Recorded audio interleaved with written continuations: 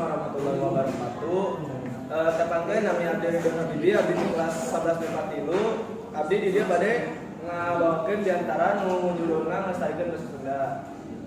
Assalamualaikum warahmatullahi wabarakatuh. Puji sareng syukur ti payun mangga urang aturkeun kehadirat Allah Subhanahu wa taala.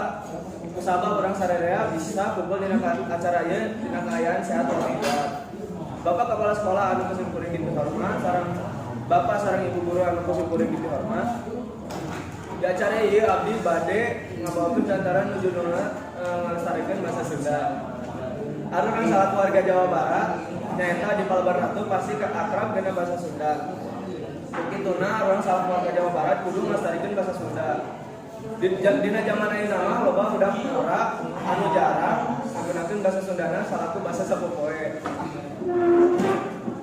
Jadi orang salah keluarga Jawa Barat ulah poho kana bahasa Sunda kudu nama bahasa Sunda teh digunakeun ke bahasa sapopoe supaya bahasa Sunda teh mau bisa leungit tapi kaya hawae.